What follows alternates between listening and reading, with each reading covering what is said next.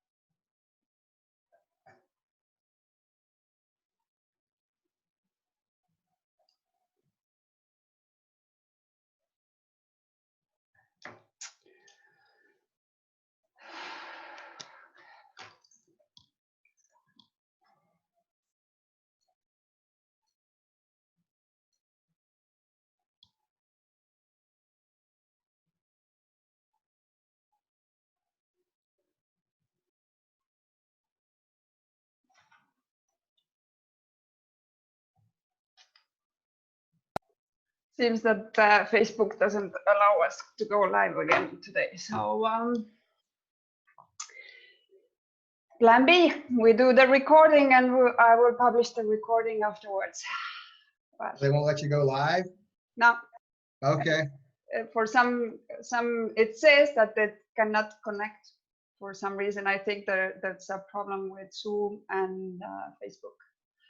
But Okay. let me do that way. Let me start this video again. Otherwise, it's too long here.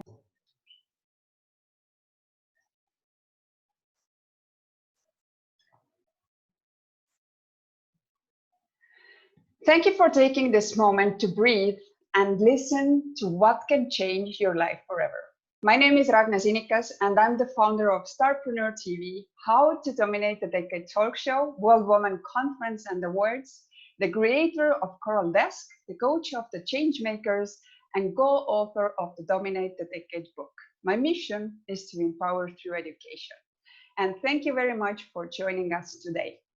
Today, I have the honor to talk with Jo Grace. And Jo, as a coach, has very defined 3 words that are faith, freedom, and family. And clients who work with Jo get into how powerful faith is to live a life of purpose. So, ladies and gentlemen, help me to welcome Jo Grace.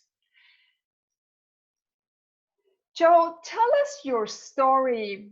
Why are you doing what you're doing? What is your passion? And I know that we're able to do this interview in a very last minute, in a sense that you are traveling to somewhere very soon. So tell us more about you, who you are, and then we talk about more about that.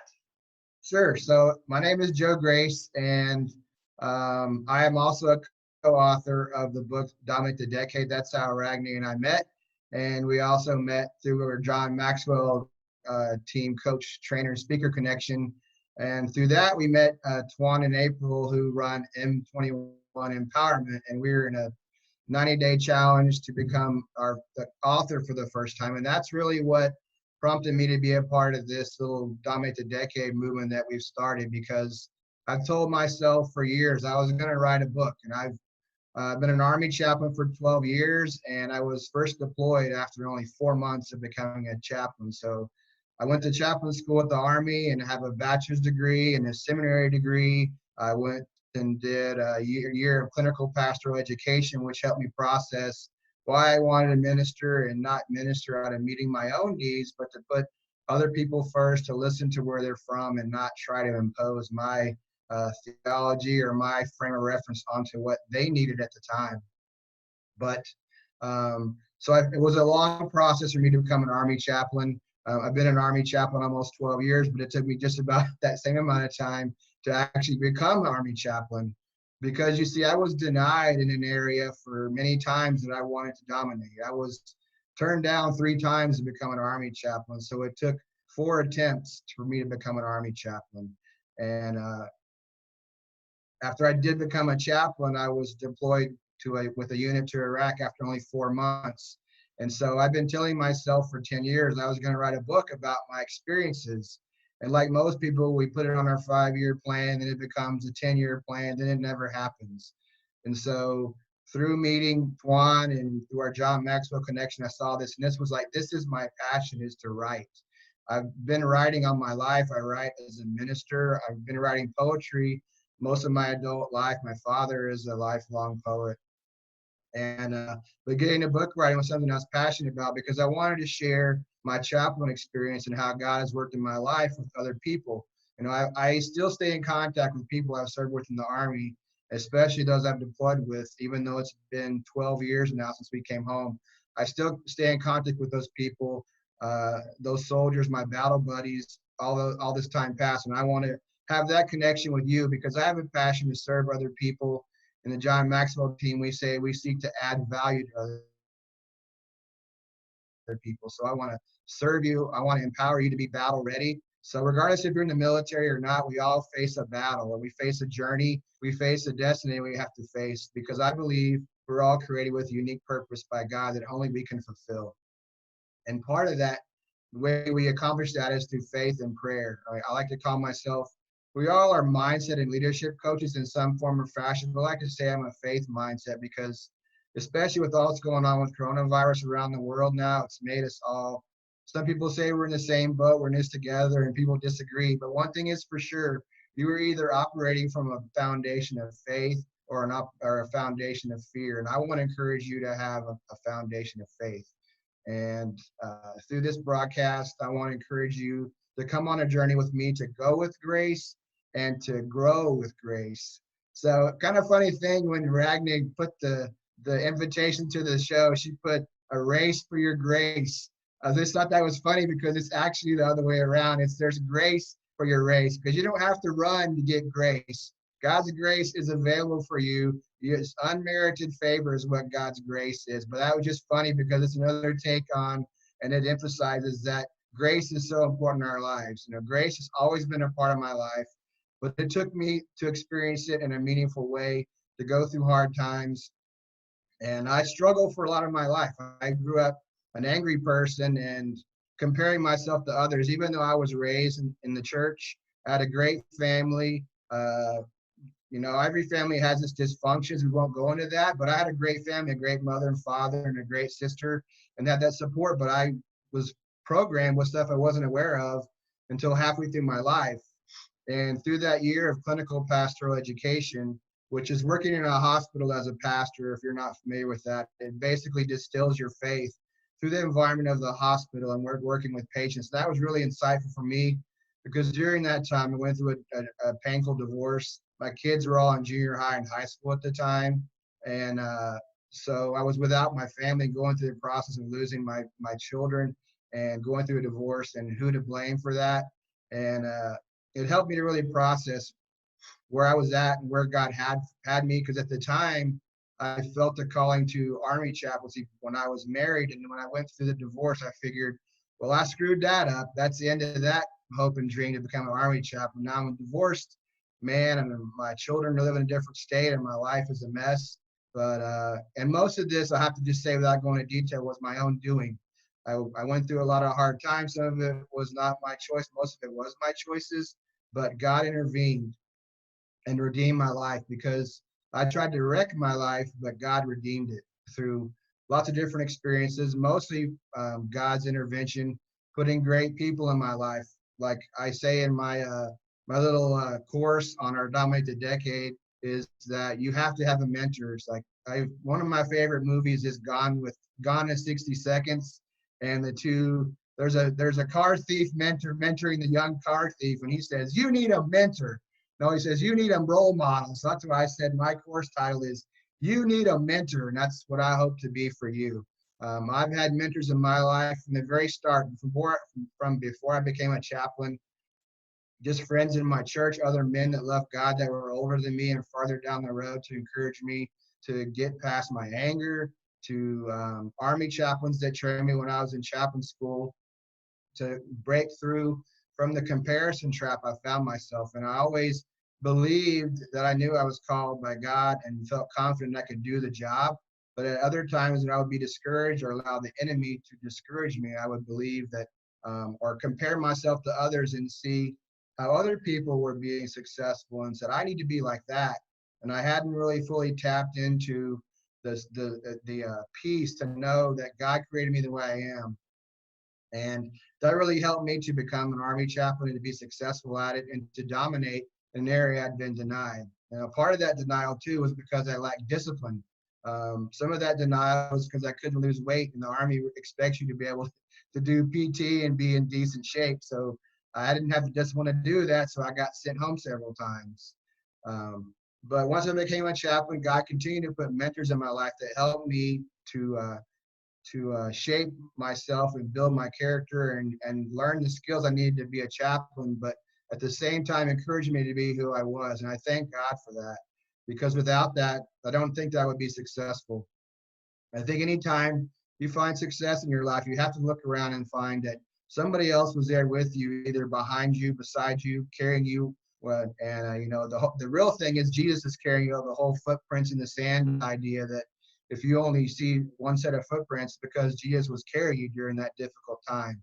But I've had mentors through the Army, my commanders I've worked with that have mentored me and coached me, and especially my senior chaplains that really encouraged me to embrace who I am, because I firmly believe it's the same for you. Whatever your journey is, whatever your message is, whatever you hope to accomplish, you will never reach everybody. So you need to be in touch with who you are, and you have a message that you were created to tell the world. The world needs to hear your story, and you won't reach everybody. Even like now in the Army, whatever unit I'm assigned to, I know that I won't always reach everybody, but I'll reach nobody if I'm not myself. If I don't be who I'm called to be, I will not be an effective minister. So, and those soldiers that I don't connect with, and I make sure that they find somebody else that they can connect with. So I still provide ministry to my whole entire unit, but I have to also find peace and know that my best ministry is when I'm tied into who I'm supposed to be and be at peace with that. So would you say that you mentioned your mentors in the Army, but who would you mention? And we already heard about John Maxwell as well, but who would be mentors besides that influence in your life? Like what gives you inspiration and motivation? My inspiration and motivation ultimately comes from my Lord, because my two biggest sources of reading. I read the Bible every day. So obviously as a Christian, that's my foundation is the Bible. And another great book that I love to read and encourage other people to do is a book by James Allen. It's actually only about 12 pages. It's called As a Man Thinketh. And it's powerful because it's all about your mind and your thinking. And from that, I drew this idea that we should be bold and be beautiful and have beautiful thoughts. A quote I have from him I want to read to you. It's, "Man is made or unmade by himself. In the armory of thought, he forges the weapons by which he destroys himself. He also fashions the tools with which he builds for himself heavenly mansions of joy and struggle and peace." So we do have the power to create strength and peace and joy in our life. Now, ultimately, joy comes from the Lord, but we also have the right mindset, because if we don't have the right mindset, Jesus is not going to give us a lobotomy. The Lord is not going to make your life great if you don't do your part. We have to surrender our struggles to him and know that he's going to see us through and walk with us. And in that way, we can, with a healthy mindset, we can have joy and strength and peace. Now, as far as other mentors, of course, John Maxwell is our great mentor, who's awesome. Everybody knows the name John Maxwell. He's like the leadership guru of the world. But if I hadn't met John Maxwell, I wouldn't have met Paul Martinelli, who was actually the driving force behind the John Maxwell team, and then his partner, Roddy Galbraith. So I would say those two are my closest mentor that I have a daily interaction with through Empowerment Living, their organization. And especially when this idea I have that I want to encourage you to run your own race. Roddy Galbraith has several great quotes. He's an actual a coach to coaches. He teaches people how to coach other people. But he has this great quote that says, "You can't magic your way out of fear. You have to ride your way out." And so I just love that quote. And it kind of gets to the heart of what his partner, Paul Martinelli, says. He says you have to get out of your comfort zone. You have to jump and build your wings on the way down. So I want to dovetail off of those quotes and just tell you to face your fears, because I told Rodney before I started this, I'm nervous. I'm not, I'm great in front of a crowd, but my real strength is one-on-one with people and exploring who they are, hearing their story, and coaching and mentoring, encouraging them. And I'm still not comfortable behind a camera, but I'm always comfortable sharing my story. And that's what I find passionate about, sharing my story and hoping that my story will encourage you to tell your story, because again, the world needs to hear your story. And I want to encourage you to get out there and run your own race, because you have a divine race that only you can do. Nobody can do or connect to the people that you can. You're going to come across people in your life that if you don't find that boldness and push away from that fear and find your faith to step out and say, I'm going to do what I know God's called me to do. God's been speaking to me for years about doing whatever, this one thing, and I've been resisting it. I've not surrendered fully to what he's called me to do. I don't think I'm ready yet. And that resonates for me too, because I was a John Maxwell team member long before April and Ragni and Tuan were, but I met them because of the website. I've been a John Maxwell team member for 2 or 3 years before I did anything. So I'm speaking from experience that I know what it's like to just wait and think, oh, I need to study this and study all the material and know it by heart, and go over my notes. But you just got to get out there and do it. I mean, right now I'm scared and petrified right now, but I'm confident that God has a message that he wants you to hear, and so I have to be obedient to that. Thank you for sharing your story, and there are parts which are very intimate and definitely needs courage to say it out loud. I see that you focus now a lot on your family. Is it Yes. because your previous experience, because you were not able to really, in a sense, have your ideal situation before? Or what changed? What changed in you, and how do you really have the balance between your family and your work? And your work is not easy. So just you're told right. me that you're going to be sent to Kuwait in Yes. a very short time. So how do you find that balance? Well, that's about a 4-part question, but I'll try to answer all that. For family, I've always been a family man. you know, when I was in seminary, I was burning the candle at both ends, that proverbial thing, but I was also trying to burn in the middle too. You know, I was working full time, working part time, going to school full time. My wife at the time was going to school full time, working part time, and we had the I would say the cojones to try to think we could homeschool our kids in the midst of that. It was a disaster waiting to happen, and I lacked the discipline to handle it well. And I wrecked my life. I made a lot of bad decisions we won't go into. So that's my failure in that part. I failed as a husband. I don't think I failed as a father, but I definitely just didn't help my children by failing as a husband. So I set a bad example. But I moved on from there and made peace with that, and God's forgiven me. My children and I made peace with that. My son and I have a great relationship, and but family is still important to me. My heritage, my family name Grace comes from Ireland, and I'm sure I have some Viking in it because we trace back to Normandy. And like Ragnar said, I'm getting ready to do a deployment to Kuwait for 9 months. We already have plans to go visit the homeland. We're going to go to Ireland and visit the counties where the name Grace comes from. But so family is very important to me. My children are very important to me. My wife Michelle and I have a blended family of 5, and we have one more teenager to boot out the house, and then we have 5 grown children, and they all have their own families, and we're racking up grandchildren. And in fact, I call them my grand buddies, and I stole this from my cousin. He's always been grand dude. When I was a teenager, we would go to family reunions in Arkansas, and I was always hear his little grandchildren saying grand buddy, grand buddy. So I was like, that's what I'm going to be. I'm not going to be a grandpa. I'm too young at heart to be a grandpa. So I don't have my coffee cup for our show. My wife made these cups for us for our deployment. And let's see, it may not show up with this background thing. It says right there on my cup, it says Grand Dude. That's my cup my wife made for me. So I am Grand Dude, and my little grand buddies have 7 grandkids and more coming.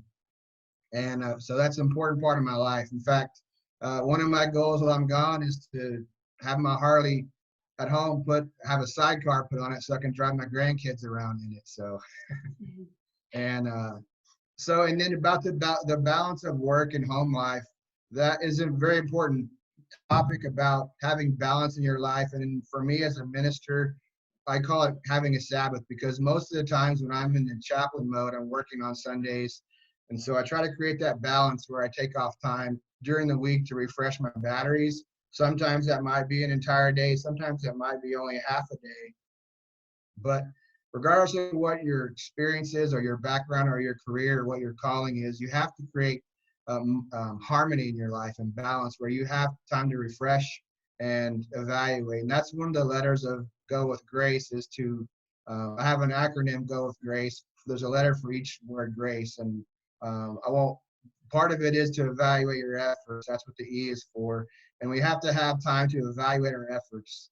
Experience, someone said experience is the greatest teacher, but I don't believe that. The only good teacher is evaluated experience. So we have to evaluate our experience. And if we don't take time to make downtime to reflect and to ask ourselves deep questions, then we won't really learn. We'll just keep having people will say, oh, I have 10 years of experience on this job. Say, no, you probably have 1 year experience repeated 10 times over and over and over.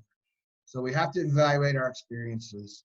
And that's even more reason why I need to have a mentor, because most of us lack the ability to really see what's going on in our lives.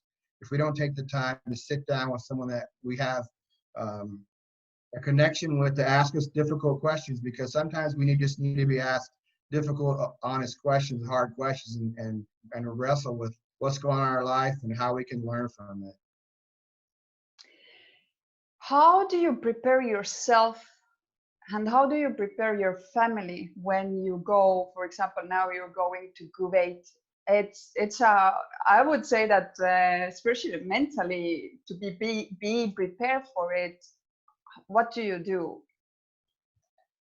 Well, first and foremost, my faith is my grounding. So my wife and I know that we prayed about it. I've been trying to find employment for 2 or 3 years. So I've been preparing for 3 or 4 years to be away from my family and in agreement that this is what we wanted to do as a family, and know that as part of my job as an Army chaplain to deploy.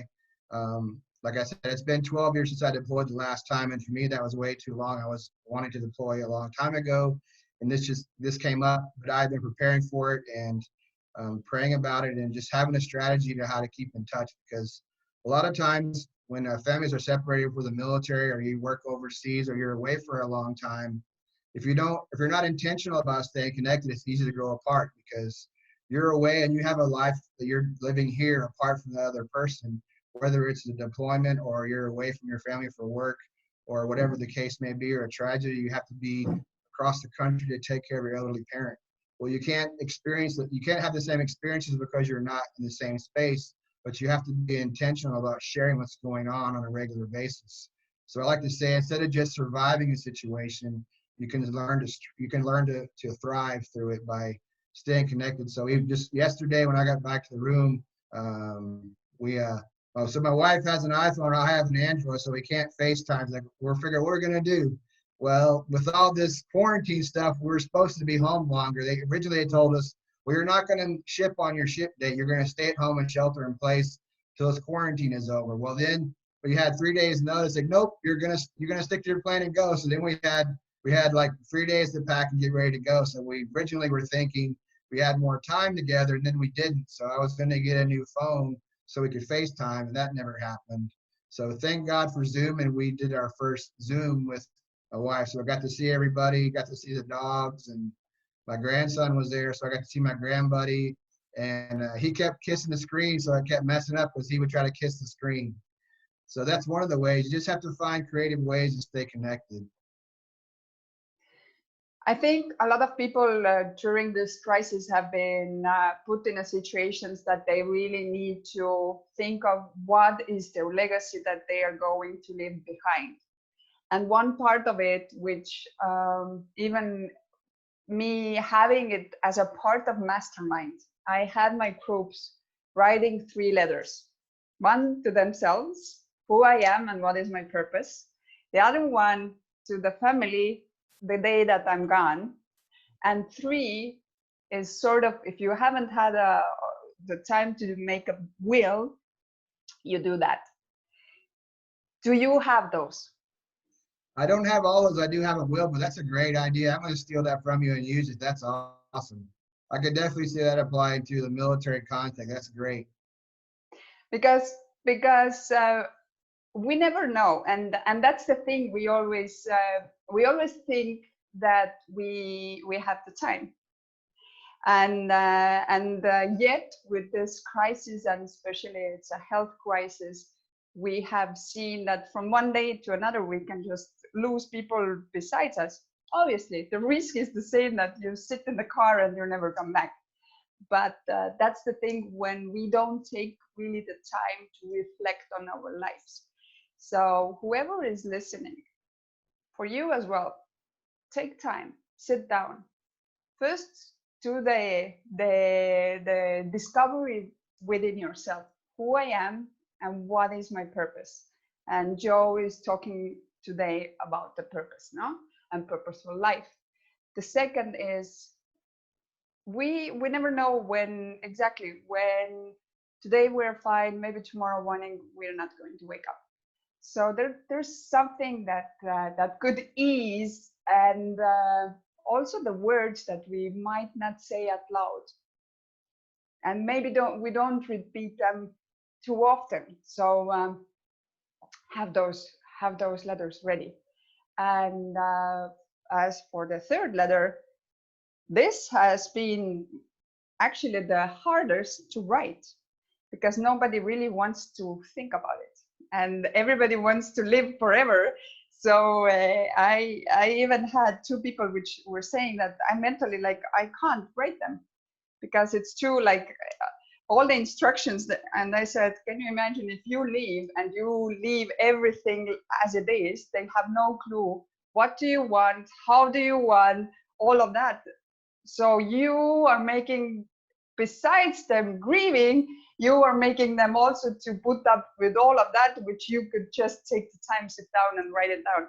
So so it just as we were talking about it, and obviously I think that especially when people are choosing their career as you have chosen or you've been chosen, then you need to be ready for those situations. So and obviously thank you for your services, and this is something which I cannot even imagine how it would want to be wife of a person that does it, because I tried to imagine like, oh, if my husband would say that in 3 days I'm going to Kuwait, and then it's like, oh my god. But also to have that type of relationship where you can say it's okay, it's have no fear, whatever comes it comes, and just see it from the practical point of view. That's why I wanted to ask you the question, like, how do you prepare yourself? Do Right. you do special, I don't know, rituals or whatever in a sense, but you approach it very very practical, saying that the phones and the connection, and I was like, oh, I never thought about that I would answer that question like that. But as we were talking about the legacy, some people often regret their past. Would you do anything differently if you have been given the opportunity today? Right.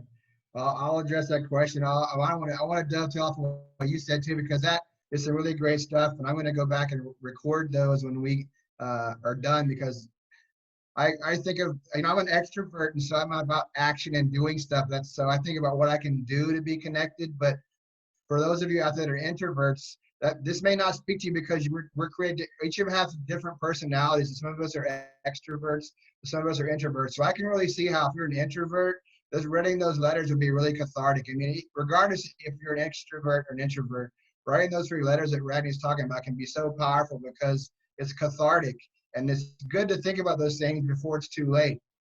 And I didn't share the part also about the last 5 years has been a hospital chaplain. So I've dealt with more than my fair share of death. And I can tell you that the majority of people are not prepared for their own death, much less for the death of their loved ones. So I just echo what Ragni said. That is so powerful. But I'm definitely going to steal that tool and put that tool in my toolbox, because I can tell you the majority of people have not ever had that idea, much less actually done it, because most people come to the hospital and they are full of regret and guilt because of unsaid stuff. And even if you can't say it to that person face to face, having that written down, if not even for yourself, but for your family and those you care about, will give them such a sense of peace, especially if you have things left unsaid or unforgiveness in your life. Besides the fact that unforgiveness is so bounding, it ties you up and you cannot be free physically, mentally, or spiritually. You're just wrapped up in every sense. But if you can find a way to forgive yourself and let that go, and writing is a great way to do that, and it doesn't expose that except for yourself to see it and to experience it and have that cathartic experience between you and God. And if no one ever sees it till you're gone, and I've heard of other people that do that and they write it and tear it up, just the fact to get it out of their head and onto paper and get those emotions out and expressed, so they can deal with it. So that's an awesome tool, Ragnar. I really love that. But about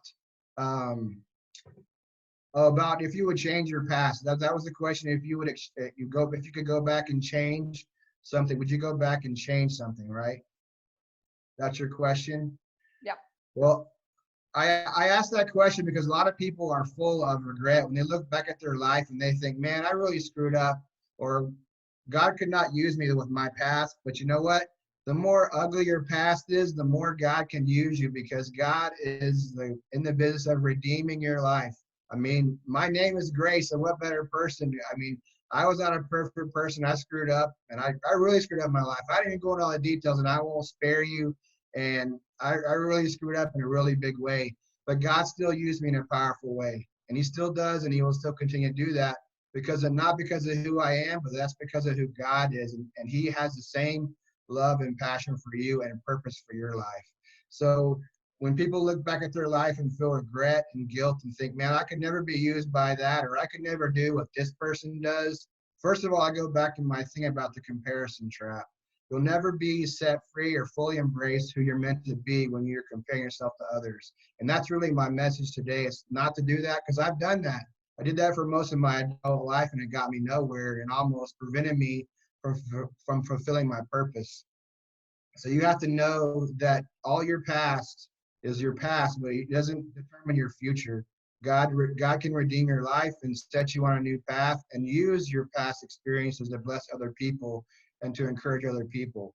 You know, I've shared with other people. In fact, there's a good friend of mine who it was a time when I was an Army chaplain for basic training soldiers, and he was a brand new Army recruit, but he'd had pastoral experience and he wanted to know about becoming an Army chaplain. And I find great pride in the fact I shared my story with him. And then a couple of years later, I found him at my endorsing conference, and lo and behold, because of our interaction when he was a basic training soldier, he became a chaplain too. So there's all kinds of ways God can use you in ways that you won't even imagine. So yeah, would we like to go back and change some things we did, some decisions we made that were terrible, that really sucky situation that were just ugly, but you allow God to use those, to redeem those for his purposes, because what the enemy meant for evil, God can use for his glory and for your good. And that is a true statement. I can promise you, if you will surrender that to God, he will use you in a powerful way beyond what you can even imagine.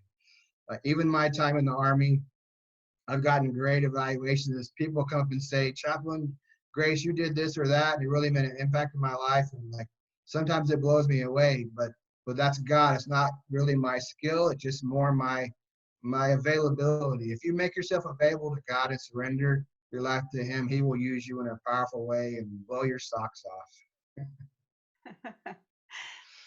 So, Joe, before I ask you your 3 recommendations how to dominate the decade, whoever was able to join us here in Zoom, unfortunately, we were not able to go live in Facebook, but this video is going to be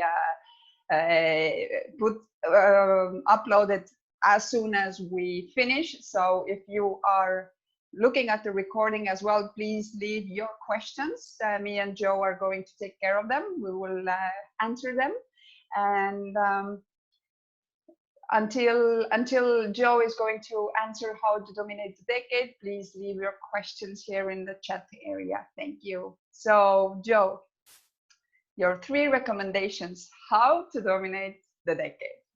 Okay, so we kind of jumped all around and shared my story about how I was denied an area I wanted to dominate when it became to becoming an Army chaplain. So I use my name Grace as an analogy, as an acronym. Now, ultimately, grace allows us to have a relationship with God, and prayer keeps us there. So that's what grace is ultimately about. But for me, and for what I'm sharing with you, grace has an additional meaning. And I like to think of it this way. So for the first letter, I say, you have to be genuine. Or if you want to look at it another way, you have to be authentic. And this goes back to what I said about you have to be yourself. And you can only find peace and passion and tap into who you're created to be when you are yourself. You can't try to be somebody else. You can't compare yourself to others. And I want to be that kind of person to be available to you, that if you struggle with that, to help you through that. It's not a quick process, because we don't wreck our lives overnight. We wreck our lives over a long period of time. So sometimes it takes some time to rebuild the ship to get back on course, but there's always hope. I do not believe in a hopeless situation. So whatever situation you find yourself in, there is hope, and there are people that love you, and there is a way to find your path. The second thing is your attitude. That's the third letter. You have to have a winning attitude. And I ask people all the time, are you a winner or a whiner? Because you have to choose if you're going to be a winner or a whiner, because it's a choice to have a winning attitude. It's easy to be negative. It comes second nature for us to be negative and find the bad in life or find excuses, but it takes more energy to have a good attitude and have a winning attitude. But so you have to choose that. And another thing I want to encourage you to do, the letter C stands for chart a course. In the book, I tell a story about my father, who is a retired master mariner, and he has countless stories about sailing the world and how to navigate around the world and how to bring your ship safely into harbor. So I use that analogy. I won't go into detail because I want you to read the chapter. But the bottom line is you have to chart a course because life has obstacles. And if you don't chart a course, a good course, and make course corrections daily, you're likely to find your ship to run aground.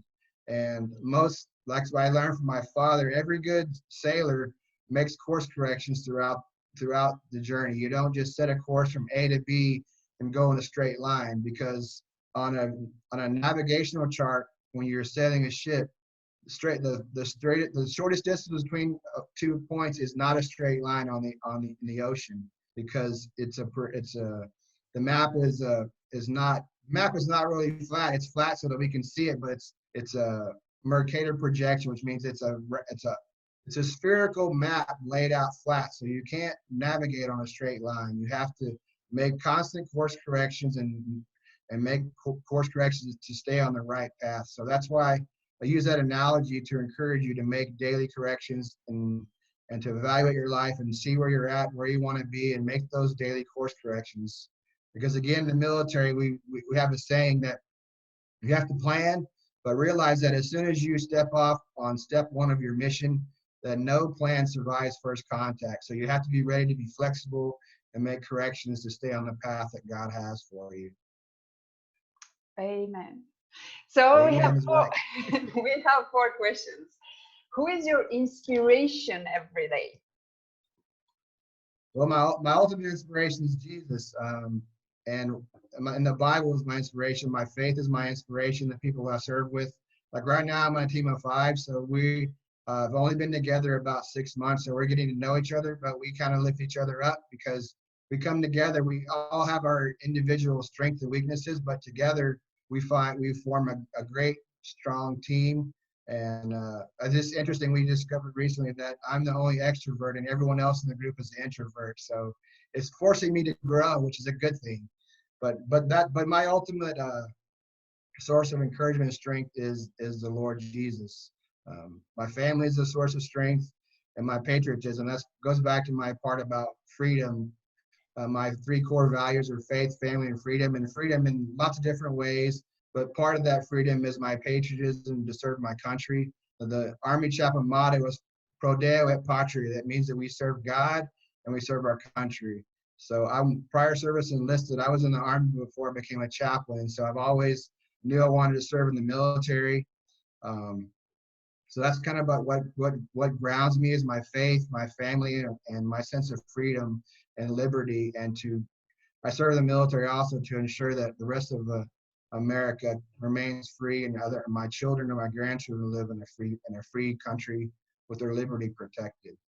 Would you say that this is also what keeps you going every day? There's another question, what keeps you going every day, but I think it's very rather the same, or is there any difference what inspires you every day and what keeps you going?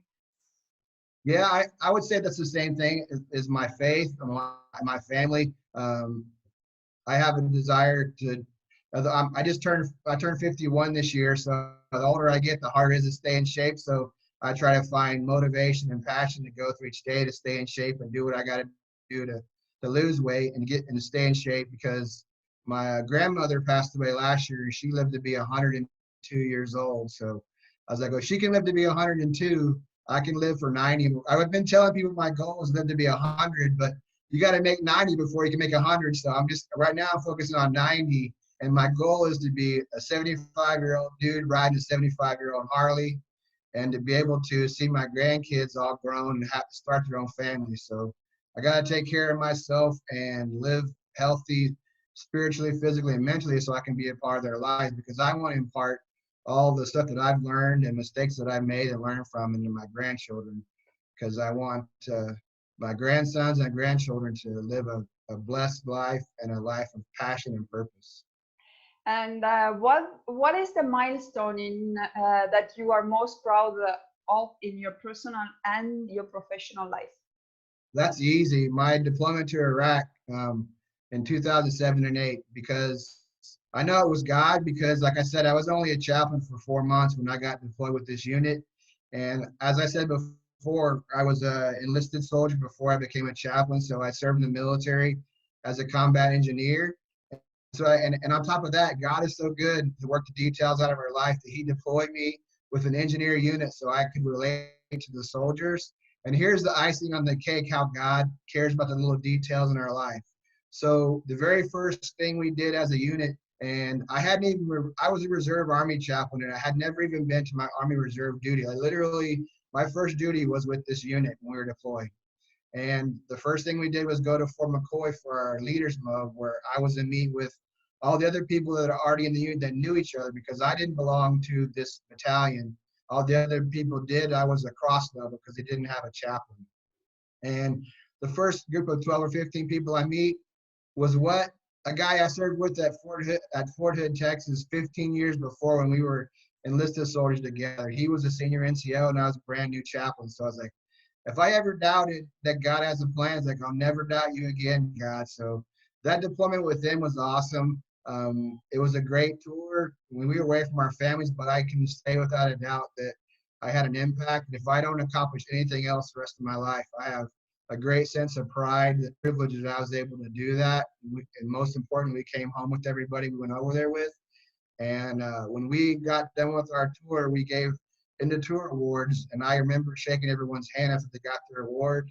And I can honestly say I knew something about every soldier we were deployed with. So I take great pride in the fact that we had a successful mission. We came home together and we completed our mission. I had an impact on people's lives. Some of that impact I'll never know until the other side of eternity. But like I said, I still stay in contact with most of those people every day, or at least every week. At least every week through Facebook, we're always joking, sharing memes, and talking about our experiences.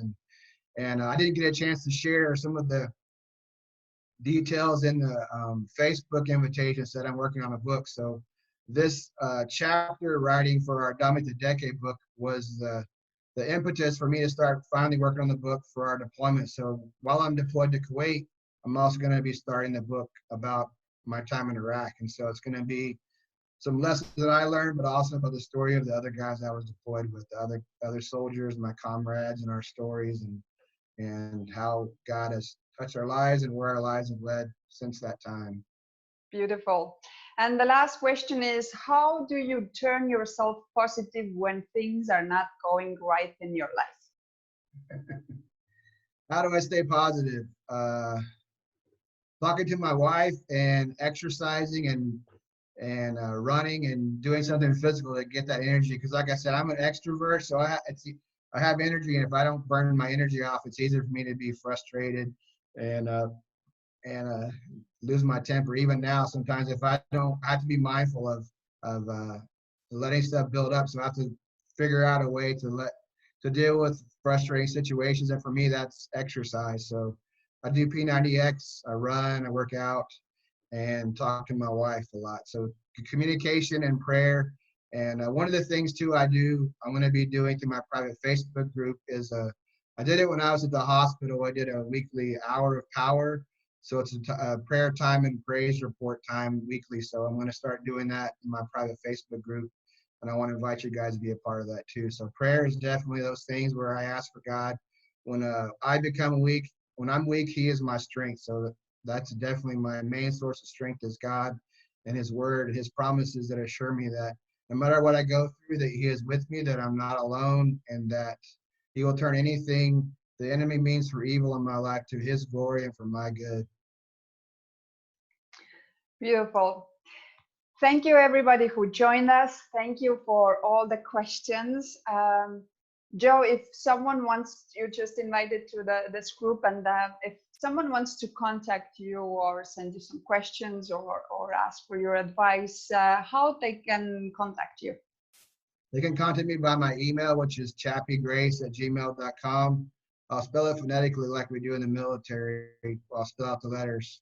Charlie Hotel Alpha Papa Yankee Golf Romeo Alpha Charlie Echo at gmail.com. And then Ragni is going to post my link to my private Facebook group. So I send it to her, she can post it. So I'm like the least technically savvy person. It's a miracle I can even get on Zoom. So I want you to come join my private Facebook group. So If somebody feels passionate about being a group moderator, you might want to step up to that invitation, because I want it to be a great thing, but I'm learning how to do it myself. So I set it up and you can come join it, but I'm building it literally like Paul Martinelli says, I'm building it. I jumped off the cliff and I'm building it on the way down. That's incredible. Yes, we are going to share the link below the video, what you're watching now. So I hope that you made some notes. I hope that you will take action on those notes. And I really invite you to write those letters, those 3 letters, because even if it doesn't change your life, maybe it does, because Joe very nicely explained you also when we need to forgive someone or we need to release the emotions, then sometimes writing is the best way to do so. But more than that, you also have the possibility to change or impact someone else's life, and especially for those that are very close to you. Whether you haven't told them enough how you feel, whether you haven't had the chance to really explain them how you want your final day to look like. Maybe you don't want to share before all those things that you really own, but if you don't do it, then basically they will stay somewhere and nobody will find out. So really take the time, sit down, have this inner talk with yourself. Write down who you are, write down what is your footprint that you want to leave behind. Write down the letter for your loved ones. If you want, there you can do a general one to everyone, or one to each one. And if you don't have a will, then to your will, and the day that I'm gone, how you want to be taken care of. So we still have physical parts with which we need to take care of. So thank you very much for joining us. And I'm going to be here on Monday, obviously the same time, the same place. And Joe, would you like to say your final words before you go? And God bless you and be safe in Kuwait. And we are all looking forward to hear about you again. So your final words to everybody who are here. Yes, I would just say thank you for tuning in, and I will close by reciting my poem that I wrote for 2020. So it definitely applies to all what's going on now, and I reworded some of it. So regardless of circumstance, we've got to find hope. We've got to relax, reflect, and refuse to mope. I pray for God's joy down deep in your heart, and for a purpose, be ready to start. I'm with you as comrade, coach, and guide on your spiritual journey to walk alongside. May you experience meaningful transformation and lay hold of each and every aspiration. May you and your family be blessed beyond measure, united together in each day treasure. You may be experiencing hard times and grief. I pray for God's comfort and length to be brief. In every circumstance, may you be bolstered, encouraged daily, and have your soul stirred. Healing and release exists in humor. Of this, may you be a great consumer. A new year is here, so our minds have turned to what time has taught us, to what we have learned. We often focus all our action and thought on shiny things we've shopped and bought. We take our pleasure in material things, forgetting the pleasure that friendship brings. If much of our stuff just vanished today, we'd see the foundation of each happy day. It's special relationships, constant and true. Now is the time for the badass you. A mentor, a guide, a coach, a friend, required for the climb, the run, the ascend. This is the year that we'll rock it out. We'll murder mediocrity and delete all doubt. Get on board and go with grace. Kickstart your life with a new pace. A life with purpose and meaning. Upon God, we will do all the leaning. So let's make 2020 the best year ever and find success in all that we endeavor. So dominate your decade. Thank you very much. Thank you for watching, and I will see you on Monday. Bye-bye.